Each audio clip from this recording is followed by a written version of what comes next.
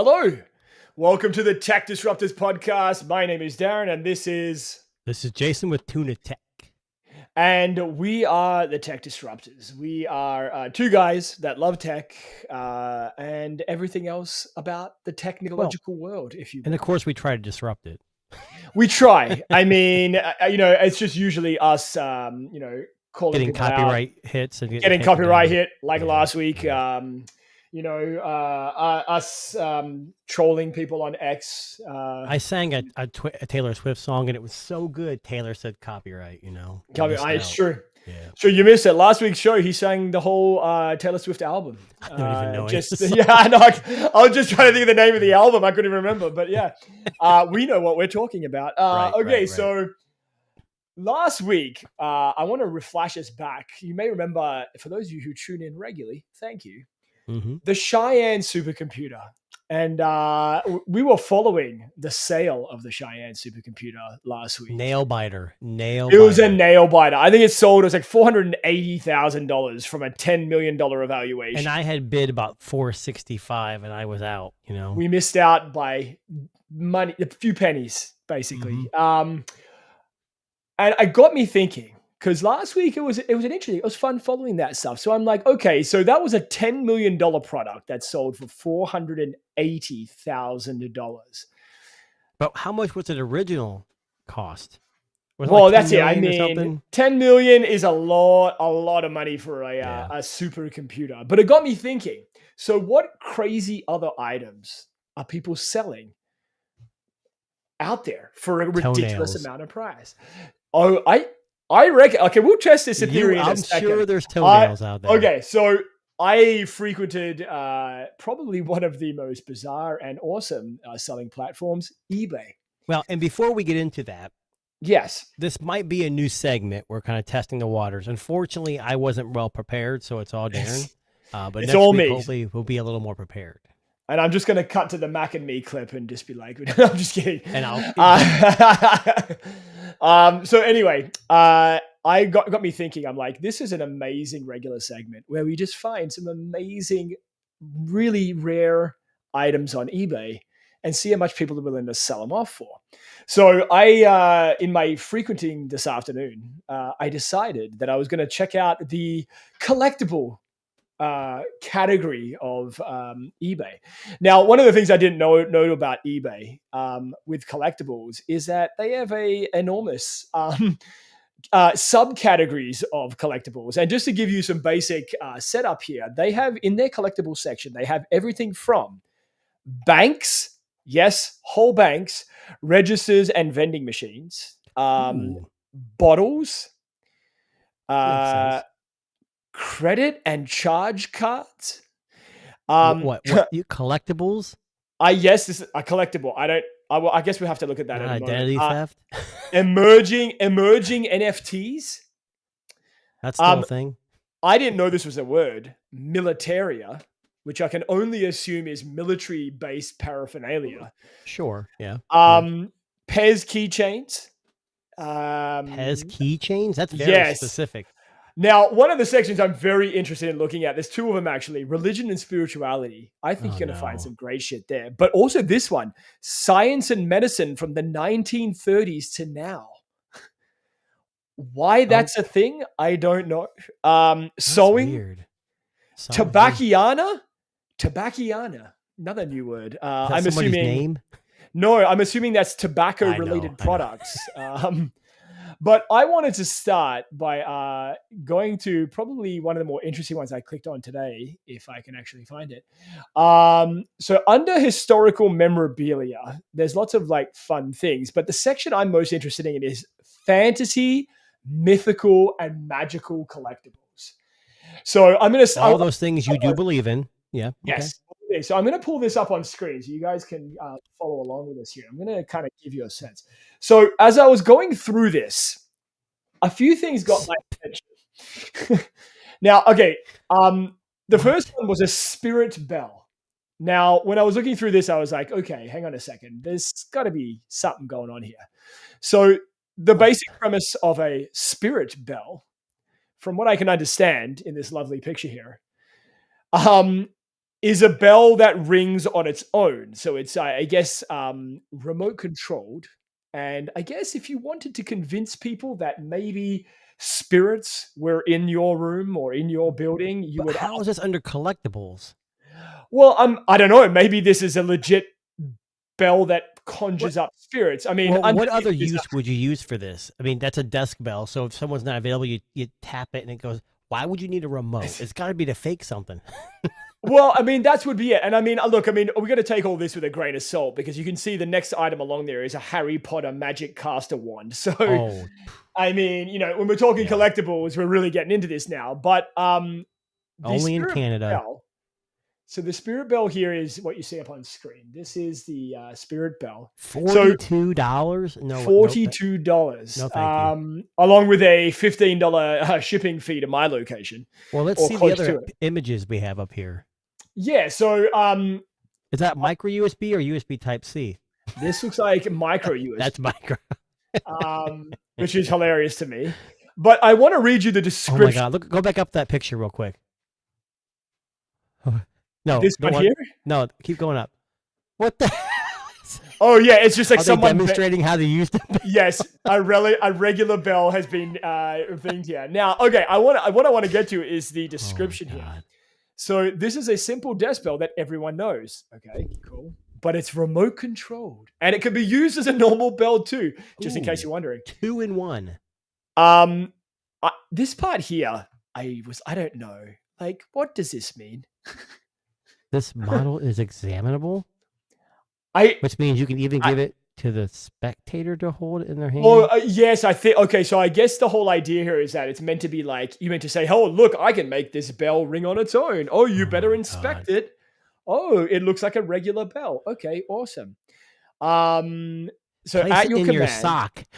In your sock. Can you imagine using a big toe to turn a bell on? That would be amazing. I'm sorry. This is the worst thing I've ever seen. Yeah. So, okay. Now that was just one example. I'm going to go back to... Did you already buy it?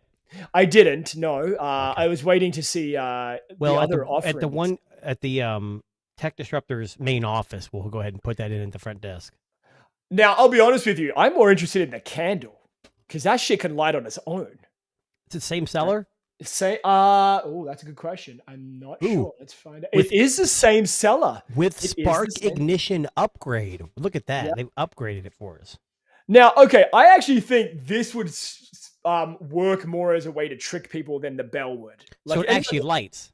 It lights up. It literally is there. There's no more pictures, which is slightly concerning. It's not a bulb. It's not a bulb. They improved their own project with the remote control candle with high voltage spark. Increasing the voltage by 40% makes it much easier to ignite. You will also set your whole kitchen on fire and maybe your whole house. Mm-hmm. But it's a spark and there's no ignition. You don't have to put like any lighter fluid or anything crazy like that there. Figured out what happened. The candle set their house on fire. And the only thing they have left is that bell and that candle. Yep. That's exactly and now they're ghost operated. That makes sense. Yeah. A ghost upgrade. Okay. I was just looking through like some of the crazy things that are here. And spirit plate slates. I'm assuming. Now don't quote me on this. I don't know what this is. I'm going to assume you write messages on there. I love this picture. Why is this here? Why does that guy look like a werewolf? I don't know if you can see that picture there. I don't look at the picture of a werewolf. Oh, anyway. Yeah, sorry, my bad. Right here. So the spirit plates, I don't know if you can see. What the heck is this? Look at the lady on the left there. She's impressively in the moment. This is happening. But the girl with the headband? Yeah, the girl with the headband right here. That looks creepy. I believe, now don't quote me on this, the chalkboards, which are blank on both sides, they're placed on top of each other, secured by twine and handed to a spectator. A volunteer secretly picks a card, and the performer waves a piece of chalk over the boards. When the boards are separated, the name of the card has magically been written on the board. Impossible. Now, can I please see the video? Because I just realized. I don't know if you want to click on that. If it brings me to something I don't want to see, I mean, it's YouTube, so I can only assume if we're on there. Oh, because YouTube is very good at, protect. Oh, here we go. There we go. For the chalk talker gimmick. You're gonna have a box of chalk like this.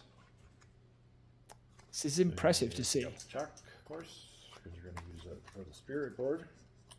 Oh, dude, you can't even get this chalk. And we're gonna put some chalk. We're gonna give this to the spectator. They're gonna wipe it off.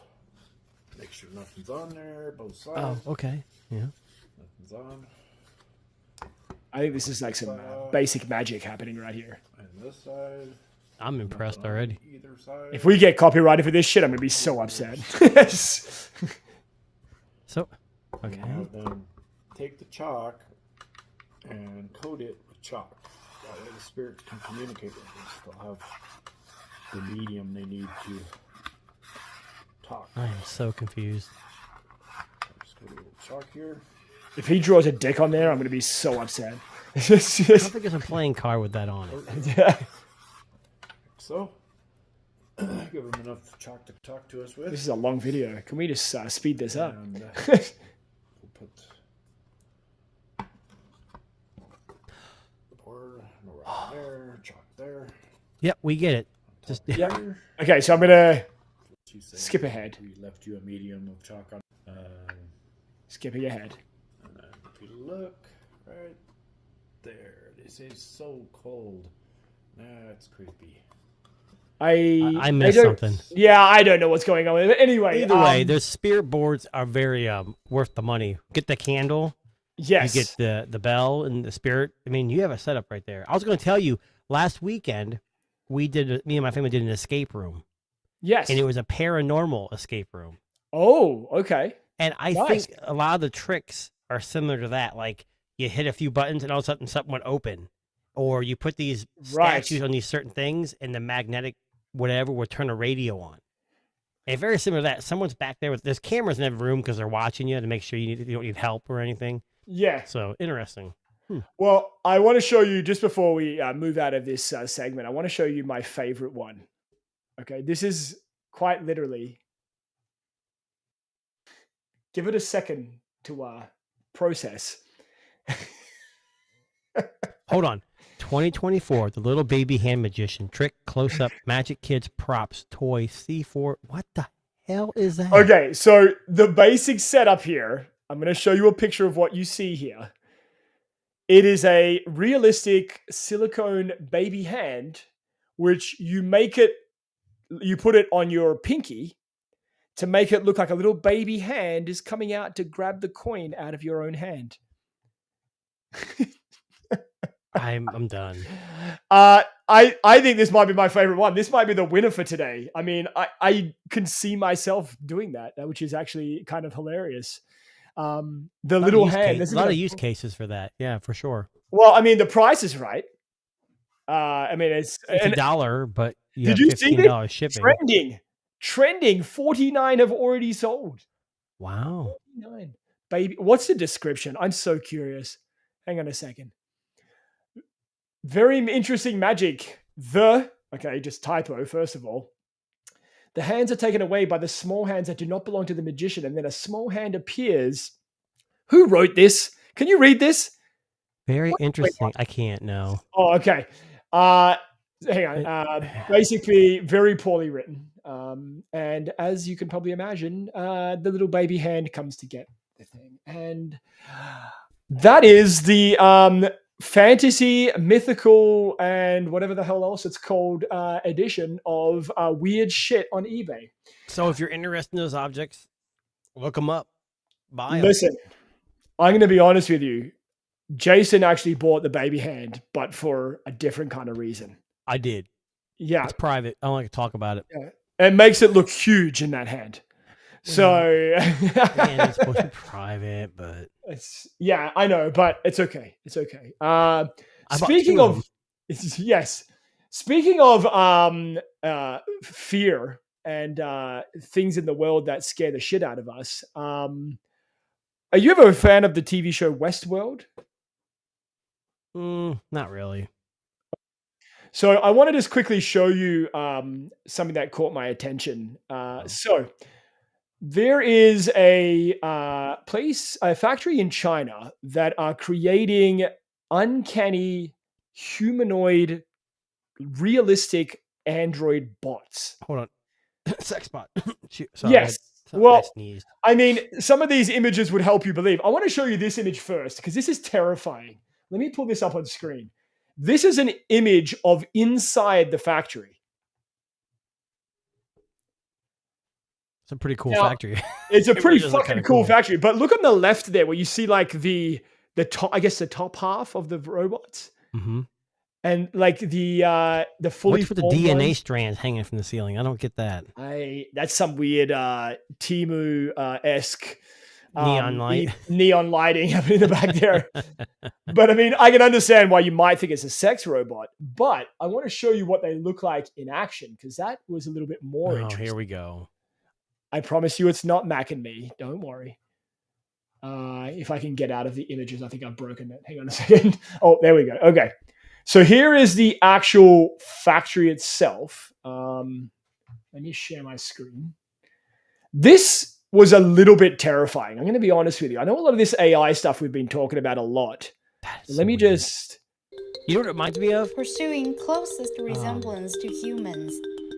That's Albert Einstein. EX Future Science Battle and Technology Angel. Museum yes. aims to integrate research and development, design, manufacturing, and display, and is closer than ever to achieving its goal.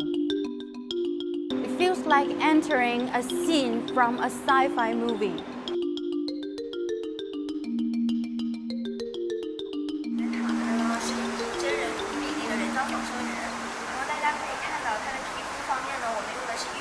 So it's medical grade silicone. So it's as close to skin as you can get it, basically. Look at that. It even has like the dimples of like the goose pimple.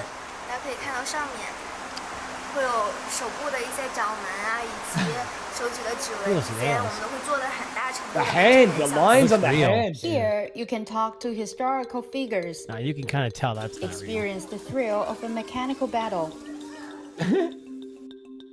Interact with a robot, and even customize an android of your own. I'll stand here for 3 minutes. I'll have my physical data collected in the device. That's super creepy. Oh, she's After on. processing the data, parts of me will be printed by a 3D I guess it's using printer LiDAR. as the first step to customize a me. The current products are mainly for exhibition and educational purposes, but the museum is considering to introduce bionic humanoid robots to the service sector and make customized personal robots a reality in the future.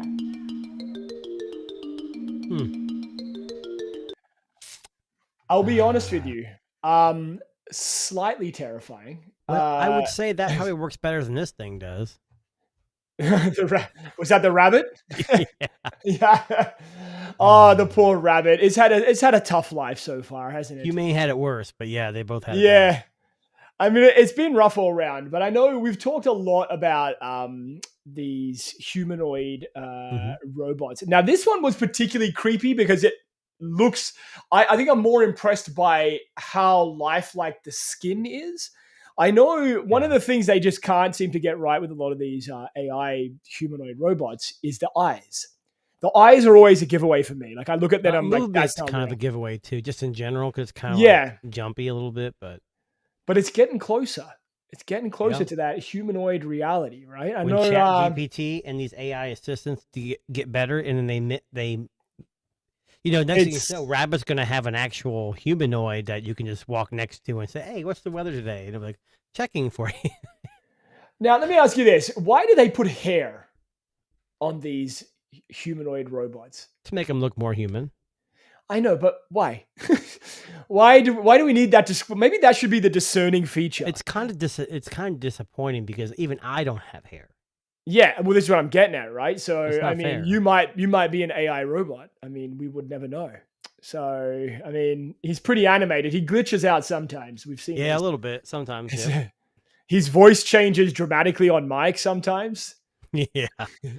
That was a cue. I don't think it works anymore. Oh, shit. Oh, damn. Okay. I was trying. We tried. It was going to be a sight gag.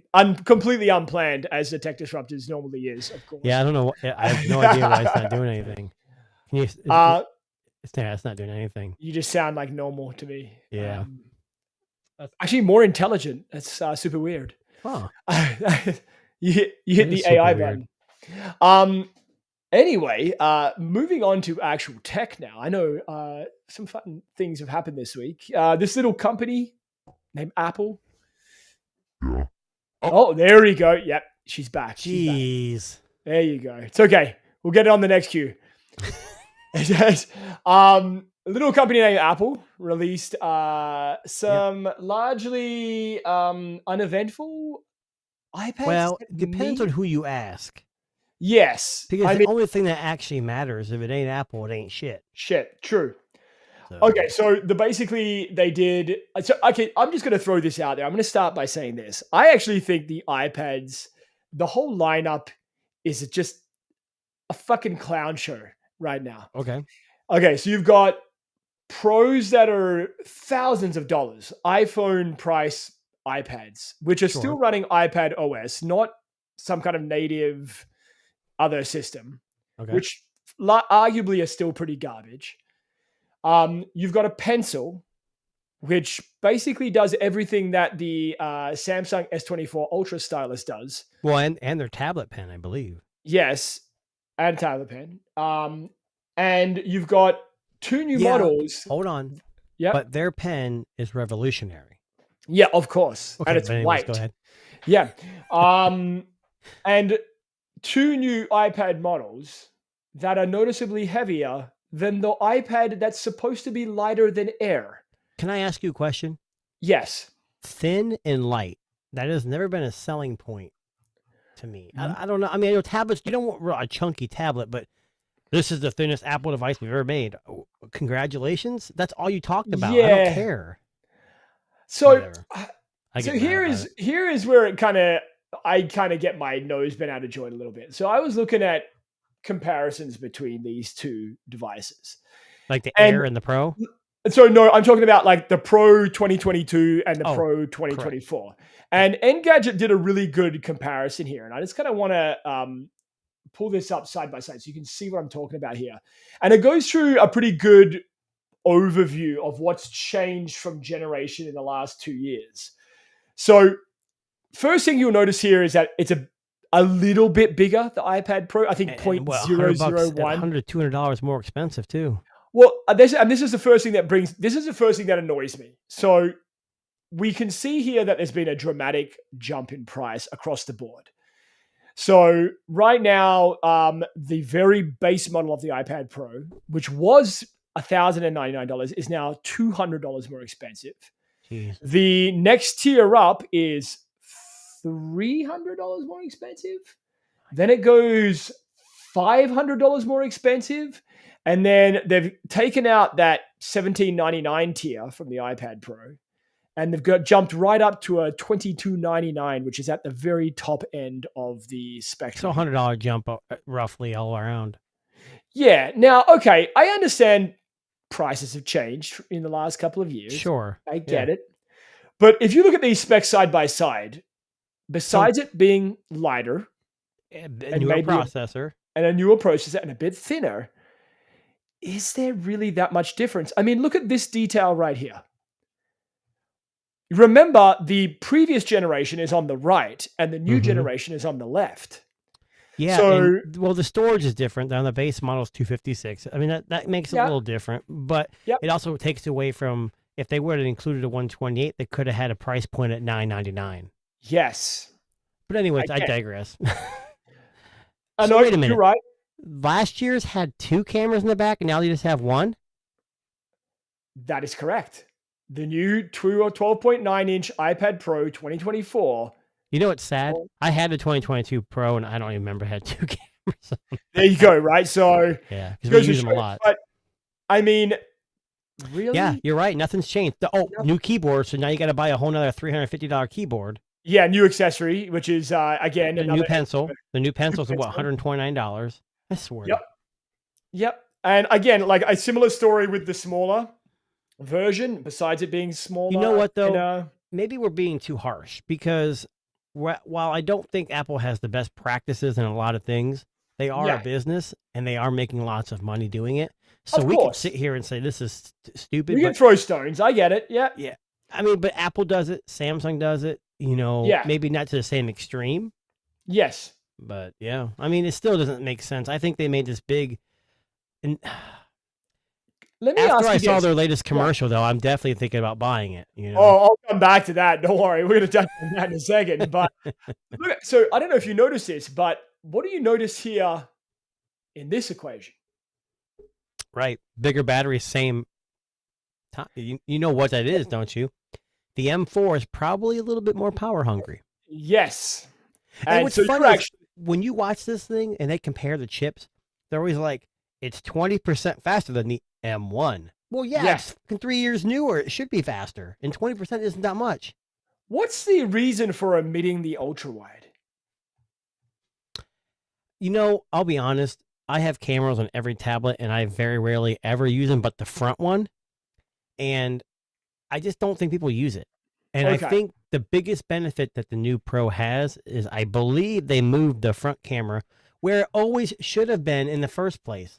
Yes. Landscape in the fucking middle. Yes. Yeah. Which I guess that's where all their money went to, right? And they spent a little bit of time talking about that. They're like, and we even moved the camera. It's even better. Yeah, because every other Android tablet and every tablet in the world has it that way. Even laptops do that. Yeah. And I mean, look, across the board, I don't want to get dinged for copyright here, but I'll just kind of show a little bit of what's going on.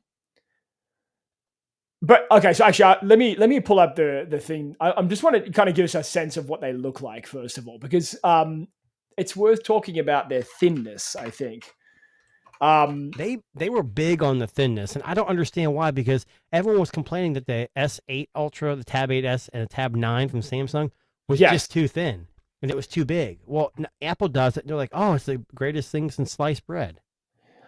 I mean, look, there are a lot of nice things about the new iPad. The OLED screen, I'm sure it's fantastic. I'm sure it looks amazing. But doesn't Samsung tablets have? Don't they have the same thing already? Yeah, exactly. This is what I'm concerned about here is this, right? Here is 2 new iPads with a keyboard. Mm-hmm. What is the iPad trying to do? Are they trying to be a MacBook replacement? Can I tell you? Yes. Okay. They make MacBooks, right? Which is a laptop. Yeah. You get it, screen, keyboard, everything. What the iPad has become is kind of iconic, and it's a cash cow. They're going to charge you, let's say you buy the middle-of-the-road iPad Pro, the big one. You were spending, what, $1,800, $1,900, right? Yeah. Then you're going to spend another $350 on the keyboard because you got to have the keyboard and trackpad. And then you're like, well, hell, I can draw on this. And so you're looking at almost over $2,000 for a tablet with a keyboard, whereas a laptop you can get for $600, $800, $900. Yeah. And they're not making as much money. Now, Apple has good hardware. I'm not trying to knock on them. I'm not a fan of iPad OS. I'm not saying Android's better, but I do like Samsung DeX better. Right. That's a feature, right? It's a feature, but not necessarily, because I think when you have the keyboard connected, it automatically goes into DeX mode when you open it. Right. Okay. Now you can change that, but that's what it is set up by default. Now, again, I mean, we were talking about this before we went on air, and the thinness means nothing to me. It really doesn't. I've always said, and I've said this about phones as well, I would rather it be a little thicker. I prefer more battery than the form factor being ultra thin. Well, they're showing off their technology. Hey, we could fit all this in a tiny package. Awesome. Yeah. But you could have put a bigger battery in there, better cameras, better speakers. Girth gives, no pun intended. Don't go anywhere with that. But girth gives you more options on the inside. So yes. That's what she said. Well, that's definitely right. Yeah. I mean, you want it to fill the space is the kind of the idea. But I do want to right fill your space in your desk. I get what you're saying. Right, yeah, you get it, sure. Right? But I mean, looking at some of these images, it's impressively thin. Like I'll pull up this one here, which I don't know if you're gonna be able to see that how that was going to translate, but that's not the right one. That's got 2 cameras. I got 2 cameras on the back of that one. Yeah. That's last year's one. Shit. Sorry. I'm sorry. I was just. It's fine. Either way, but that's still pretty damn thin. It is. It really, really is. And again, what's the drive? I just don't know. What is Apple? Why is Apple pushing this thinness form factor? What's the end goal here of these? How else can you market a slab phone or a tablet? You can't say, "Oh, we got the screen." Yeah, because everyone's got a screen, so they're going to say, "Oh, we got the thinnest tablet," or even the processor. They talked about it, but they didn't make it sound like it. Like they say, ray tracing. Every chipset in the last 2 years has ray tracing. It's just not every manufacturer utilize it or app developer utilize it. The Snapdragon 8 Gen 2 and I think the Gen 3 both have ray tracing. It's just not a big deal. You know what? You know what I want to see? We have Apple pushing this iPad OS. I'm waiting for the Snapdragon Windows. Yes. If they can pull it off, and what I've been seeing, I think Apple's a little scared. That's why they're pushing the M4. Like they released a brand new chip that's supposed to be made for desktops and laptops. They first released it into a tablet. Yeah. To me, now, I know Apple's got a lot of money, but if you're $1 trillion company and you lose $1 million, you're losing money. So I think they're scared. I think, and people might disagree with me, but I think they're scared and they're trying to grasp at straws to see what sticks. And they're trying to make new trends. Vision Pro wasn't successful. Apple's losing their walled garden from all these lawsuits. And now they have a tablet that's so oversized. And I'll tell you, I'm going to buy it now because it's ultra thin and light. And with that baby hand you have, it's going to fucking feel huge. I know. It's going to look like a big screen. It's like the IMAX. Yeah. And then I'm telling you, you're going to show the commercial later, right? Yes. You guys who are watching and maybe watching later on, and if you're listening, go and look us up. This video is going to sell you. You are going to want to go out and buy a tablet. Now I can't smash a lot of shit. I can't show too much of it because of copyright, but I will show a commercial. Yeah, I'm pretty sure we get dinged for that. But that's on. No, I don't know, but I'm not sure about that. I don't know. Yeah. Fuck it. Let's just do it and see what happens. Anyway, how many dings can we get before we get blocked? Well, I mean, we're not showing we're just showing an advertisement. Yes, this is true. This is true. Well, I just said if you watch the video, you're going to buy one. Well, let me come back to the commercial because I wanted to talk something about that did catch my attention. So they've released, a bit like the S24 Ultra earlier this year, the iPad Pro, I think the largest version, the top end ones, have this new nano textured glass. Do you like how they do that? They add one small thing to make something better, and they put it on the highest end device they have. So you think, I'm going to be left out unless I spend an extra $500. I swear. So this image might represent it or it might not, but basically, if you can imagine a matte screen protector on your iPad, it would be the best way to describe this. Essentially reduces fingerprints, probably a little easier on the pen to glide, I would imagine. A little silkier, maybe, is a good way to put it. But essentially, they've got this new matte nano textured fucking film or whatever the hell it is, part of the glass. A screen protector. No. Screen protector. Is it a screen protector or is it the actual glass? I don't know. Okay. Well, anyway, so they're saying that this is their big, headlining feature to make it more accessible, easier to see. I mean, sure, the new iPads have ProRes and ProMotion and, up to 2 terabytes, and the M4 chip. But a lot of people were talking about this and it got my attention, right? I'm like, okay, so people are obviously interested in this whole matte, contrasty, killing, deal that they've got going on here right now with the iPad and the S24 Ultra. So I'm somebody that has a matte screen protector on my iPhone 15 Pro Max. I've had it on there since day one. Love it because, again, it doesn't show fingerprints. You're not constantly wiping the screen.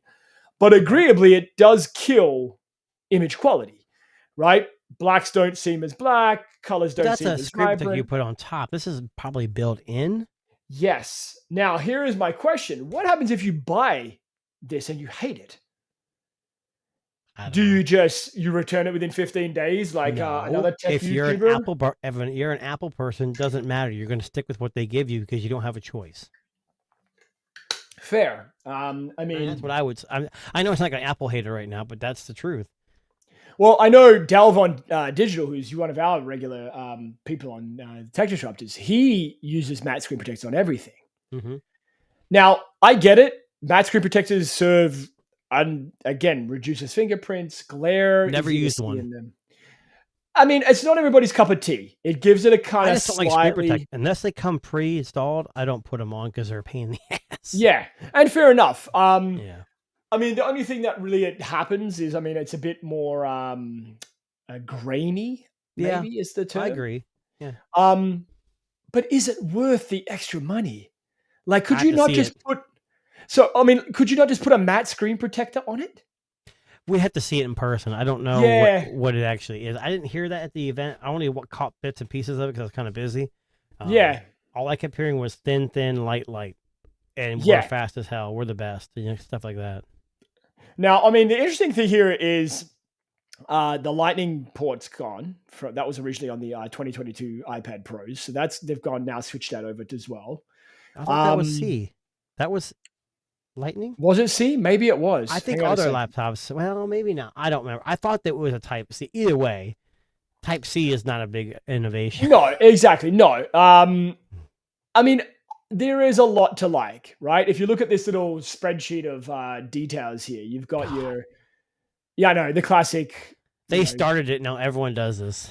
Yes. Yeah. Which I actually like. I'll be honest with you. For a product release, it's good to get it in a nice, condensed, summarized. It's your hot words, and your look. I'm telling you, Apple people don't care about, like, they unleashed a bunch of creator tools, and I was like, why are they doing this? That's such a small niche use case, but there's grandpas buying this that they're never going to create a video, and they're going to buy this device, and they're going to love every minute of it because it's an Apple device, So so this is the thing, right? These are the newest iPads. It's the Pro models. It's kind of like the Pro Maxes of the iPhone world. People are going to buy them even though they are ridiculously overpriced, and arguably so.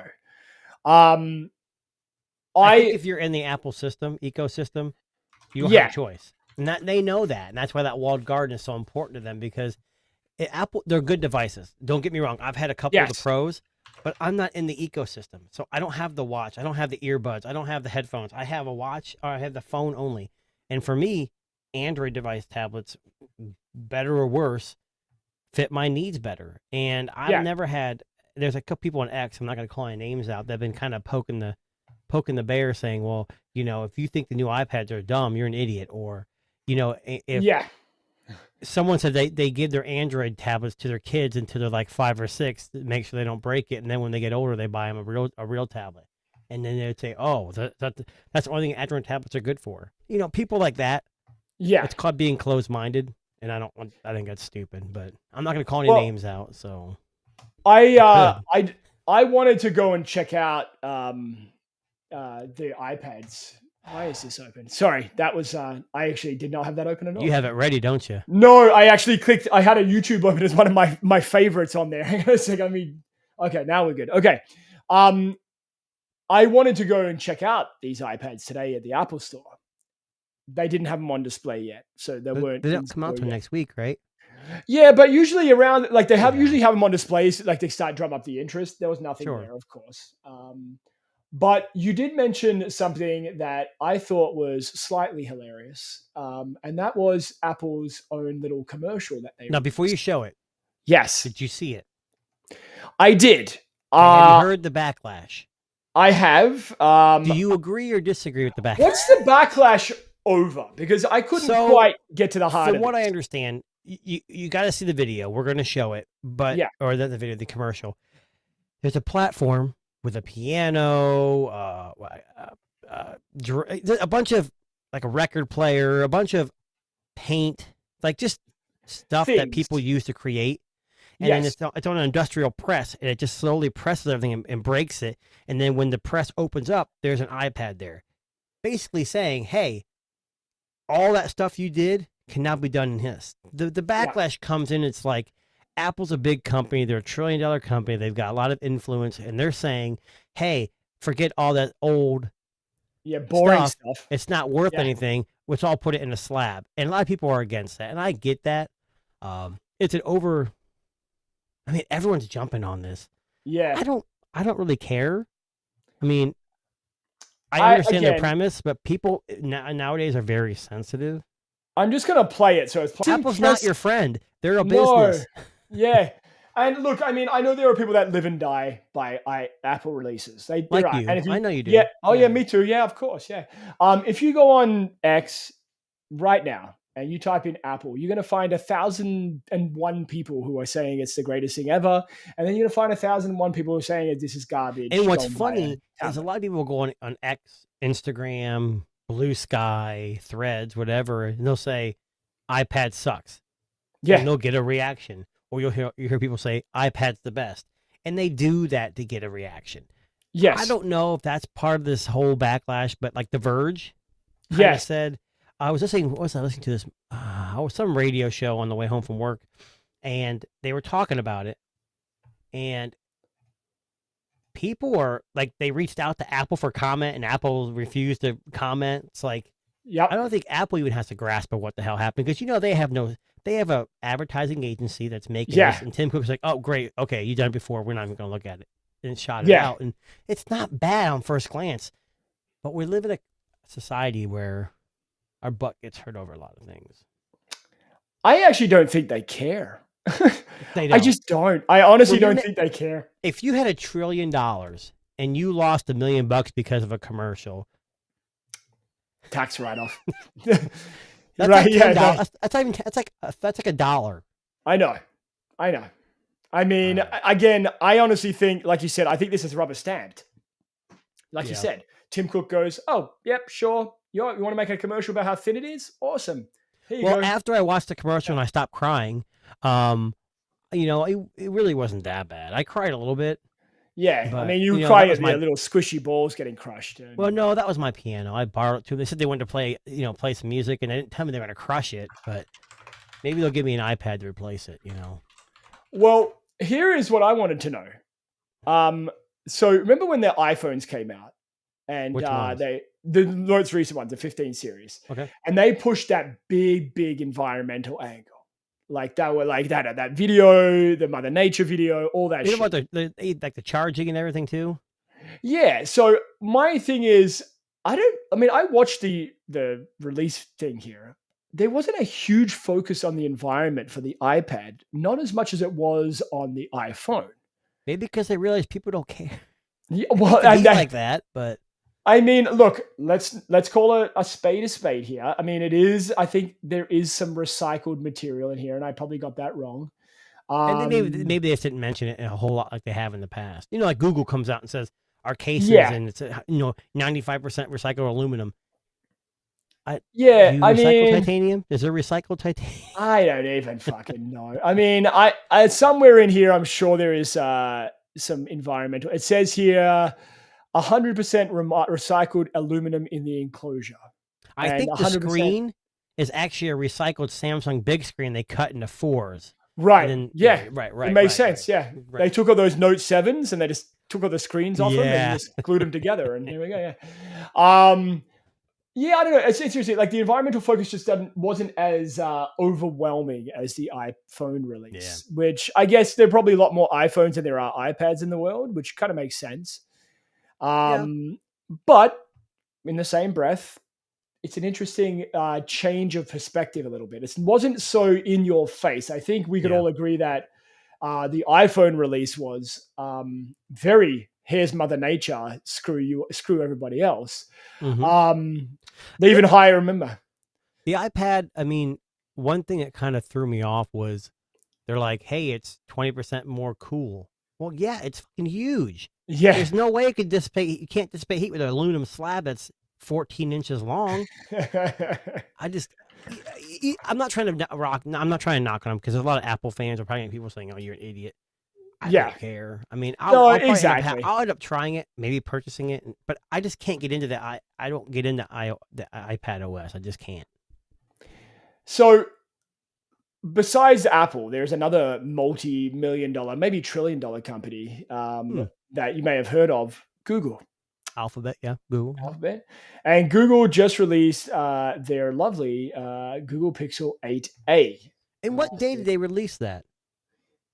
The same day as the iPad. You think they're trying to steal the thunder of a $2,000 iPad with a $500 phone? I'm going to be honest with you. It ain't going to eclipse the iPad Pro. It's just not. Well, no. Well, yeah, you're right. It won't. There's no buts. Yeah. So I am fortunate enough that I got the device early from right here. You can see that on screen. From who? From Google.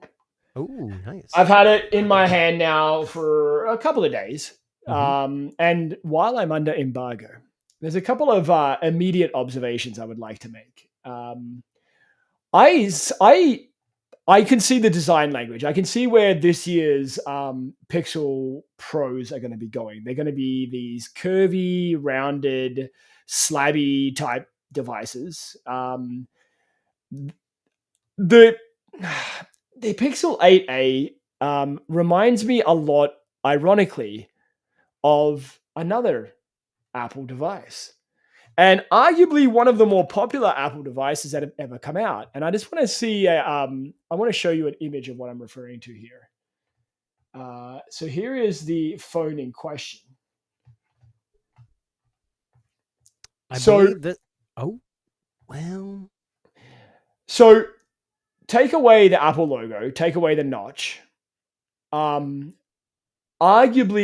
you're talking about the roundedness of it, right? Yeah, the very rounded design of the Pixel 8a is very reminiscent of the iPhone XR. But we were talking about it before the show, and most companies copy each other. It's either going to be a round corner or a sharp corner. Yeah. And you're going to have your haters and detractors.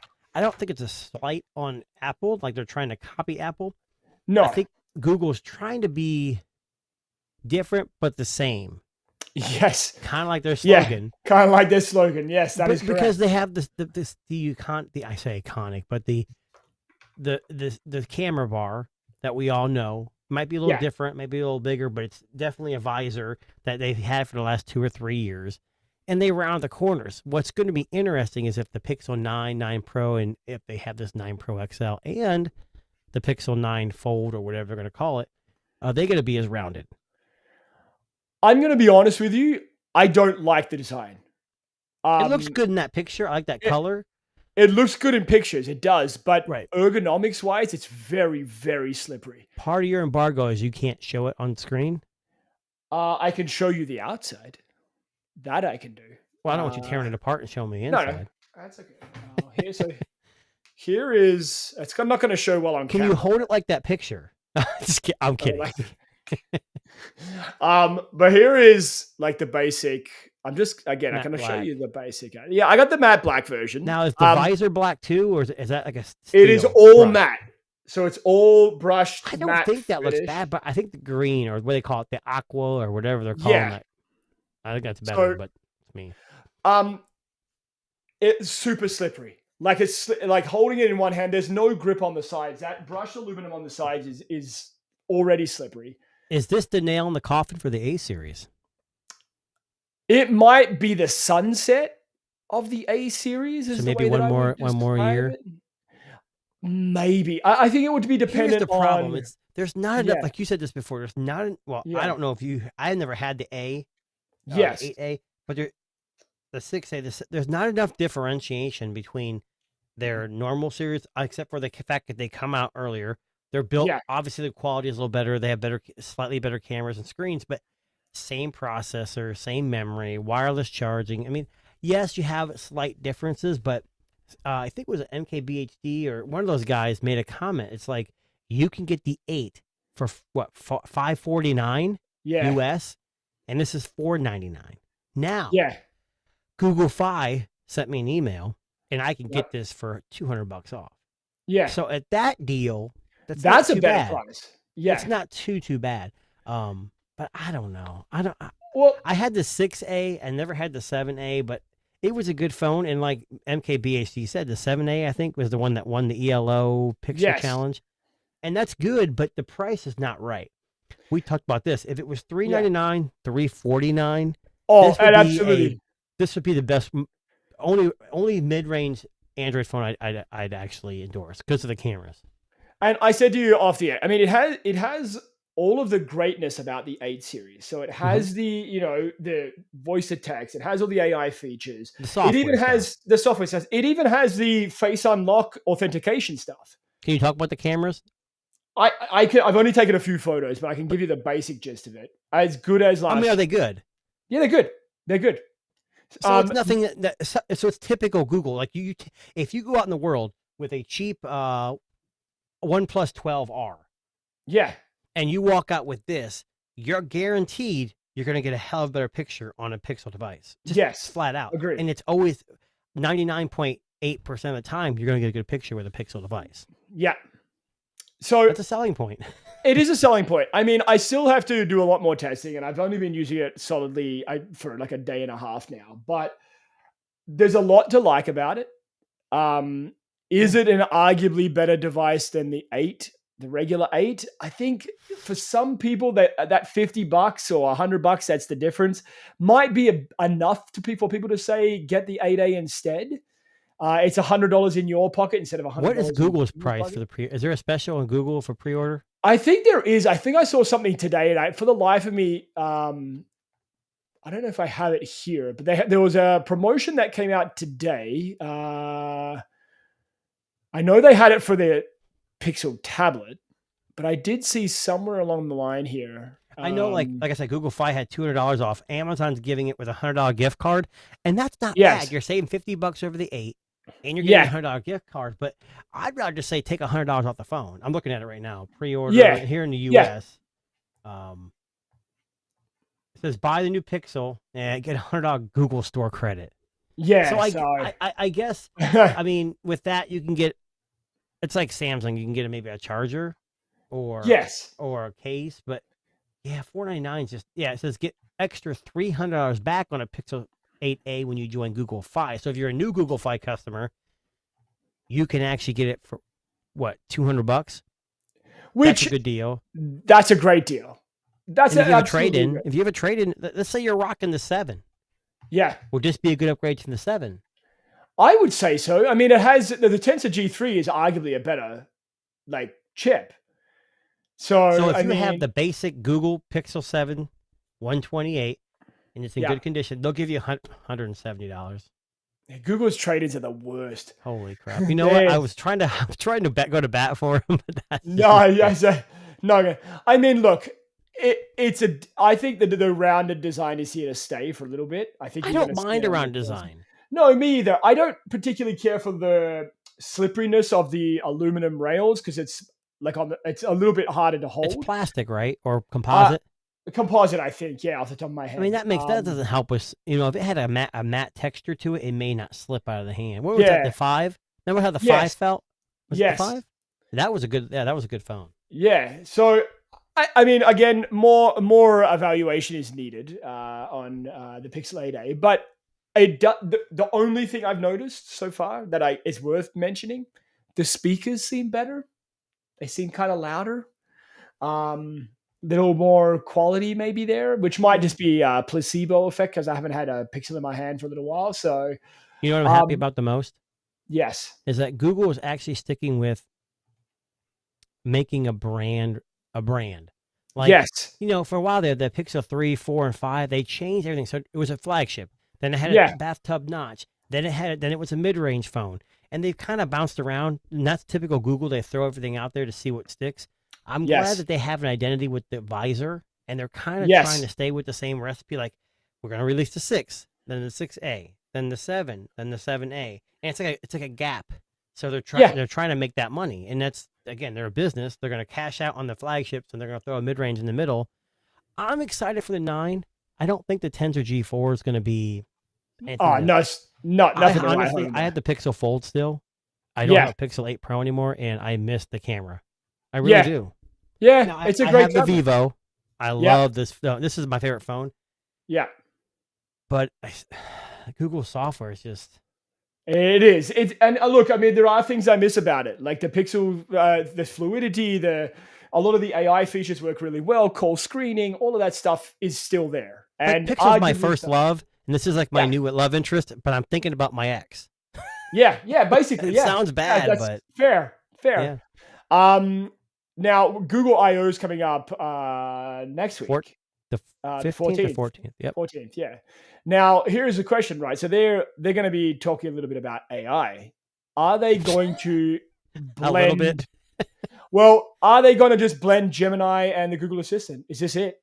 Well, someone made a comment. I don't know who it was. I keep watching these videos. They all blur together. Why do we have two apps? We have an Assistant and a Gemini app. I don't get why. And when I ask, well, I think I set it up, but when I say, hey, you know what? I'm not going to hit. Gemini opens up and it talks in a man's voice. It's crazy. Yeah, I don't know. Well, I mean, the voice is matched to the person of the love interest of the person who owns the phone. Oh, good one. Sorry. No, I don't mind Gemini. It's working just as fine as the Google Assistant, so it doesn't bother me. But why have two? Exactly. I don't know. I think it's going to happen there. I think they're going to announce it. I think it'll come with the 9 series. Is probably my bet. I don't once think the 9 comes out and after Google I/O and Apple releases their whatever AI they're going to borrow from whoever, these products right here gone are going to have a harder time. I will tell you in a quick. I know we're almost done here. This device got another update today, and if you had a scale of 1 to 10, 10 being a smartphone with all its trappings and 1 being worthless, it's about a 3.5 now. Okay, so it's rising. It's getting there. It recognizes my GPS location now. Oh, that's helpful. You know, out of the box, I mean, that would have been helpful. I'll give you an example. So you can say, hey, what's my weather in my location? And at first, my God, it says, we do not recognize location. We can't utilize GPS. Well, they didn't update. And I'm sitting at work, and I live in Ohio, for those who don't know. And I'll say, what's the weather in my location? And it would say, the weather in Detroit, Michigan. I'm like, what the I'm not in Detroit, Michigan. So I got another update, and I did it again, and it said, you are in unknown Illinois. Oh. Okay. But today, I went outside. Apparently, the GPS is kind of finicky. It needs like a direct sight. So if you're in a building, it kind of struggles. It's not very strong. But yeah, anyways. I mean, I get it. I mean, this is a first-gen product, and they probably borrowed parts and pieces from all over the place to make this happen, which is probably the reason why. I'm interested to see. I think you might be right. I think it's going to be interesting to see. I think one thing we might see, though, at I/O, I think they're going to give us a hint at the Pixel Fold 2. I'm calling it now. You know what, though? Last year, they gave us everything before, remember? Yes, I think it's in their best interest to give us teasers on all of them. You got to keep our appetite ready. Wet. That's exactly right, yeah. It worked. The tablet, I have it. I don't think it's that great. It basically is a smart home assistant for me. I don't use it as a tablet. But yeah, I think that's the phone I'm excited about the most. Yes, the 9 Pro XL is great, but I like the Pixel Fold. I still have it. I'm excited for this new one. I don't care what they call it. People can bitch about the name. Well, good question here. Did you hear that the Vivo X Fold 3 is getting a global release this week? No. Yeah. So the Vivo X Fold 3 and 3 Pro. I heard that. I heard the Oppo. What? Not the Oppo. Is it the Oppo? No, the Vivo X100 Ultra comes out next week. Correct. But I don't know if it's gonna be global. I heard Honor Ultimate. Did you hear this? The Ultimate Edition now? What the hell? It's gonna have a camera like no one's ever seen before. Well, we'll see. I mean, you and I both had the 6 Pro. It was okay. It was good. It wasn't great. Yes. I am curious if I reckon they're going to launch the X100 Pro Ultra next to the Vivo X Fold 3. I think they're going to go side by side. I don't think the Ultra is going to go global though. No. I mean, someone put a post out there this morning saying, "Is it really Ultra if it only has 3 cameras?" I know who you're talking about. I like him. He's good. Yeah. I saw that. I don't. How many does this have? 3? I don't care how many cameras it has. What makes it unique is the kind of camera sensors it has. Yes, that 1-inch sensor. You know what's going to happen? Yeah. The Vivo X200 Pro is going to come out next year. You're like, oh, this is stupid. Yeah, like these phones take a huge leap, and then they kind of just like slow down. Well, the 1-inch sensor on that Vivo X100 Pro is undoubtedly one of the better cameras. The Xiaomi was good though too. That phone was it just was unwieldy. Yes, and it's way too overpriced. Yeah. And I mean, arguably, like the Vivo X100 Pro, you can pick that up for under $1,000 now, and that's the software, at least here in the U.S., North America, is good. Is like everything else. The Honor and the Xiaomi have some weird. You have to swipe down from both sides. It's just it's just not a standard scan that I can get around. The Vivo almost feels Motorola-ish to me, where it's almost stock, but just a few little tweaks here and there. But it's stock enough that if you're used to stock, you can get around. Could be okay. Yeah. Well, listen, that actually brings us to the end of another amazing episode of the Tech Disruptors. I am going to go buy myself a baby finger attachment. And I'm going to buy myself an iPad Pro 2 terabyte. Yes. And we're going to do a joint video where I'm using the baby finger to control the iPad Pro 2 terabyte to see what happens. I'm asking for donations, though, to pay for it. I promise you guys lots of videos. Yes, and please make sure you donate to Tuna's cause there. He would love to be funded by his followers. And he promises and he promises that he will not return it a week later, claiming there was something wrong with it. But on that note, we managed to make it through an entire episode without one Mac and Me reference. I'm a little disappointed. Oh, you had it on call, though. I saw what you were trying to do. Yeah, it was open. I think you ratted yourself out. I did rat myself out. I fucked up on the tabs, but that's okay. But that's okay. We can live without 1 week without that particular clip. It'll just make it extra special next week. We'll do 2. What's next week? Are we doing Thursday or Fridays so everyone can... I have to check my schedule, but I think we might be heading back to Fridays really Seems soon. like people enjoy Fridays. I think so too. Yeah, people seem to like Fridays. I also had a couple of requests for us to go back to our original theme song, believe it or not. Those messages came through earlier in the week. Really? I forgot to mention it to you. Someone on X had reached out and through a DM and said, "Hey, why did you guys change your theme song?" And I just explained to him, I said, like, I had a nice, lovely conversation with the artist Little Dicky, and he's... Why don't we go back and forth? Can we go back and forth one and one? I mean, I think a remix is in the motion. We need to find someone. Yeah, we need to find somebody who can remix these 2 songs together. If you're out there, send us a message. We'd love to hear from you. That would be great. Yeah, or it's just going to be me playing the trumpet right into the microphone the entire time. Do you have a trumpet? No, not at all. I actually have one. Well, my trumpet got crushed by the Apple machine. So now... And I was going to play piano with it, and then mine got crushed too. See, we could have had our own theme song. But anyway, on that note, we will wrap it up there. Thank you very much for tuning in to Tech Disruptors. We are available on YouTube. Hit that like and subscribe button.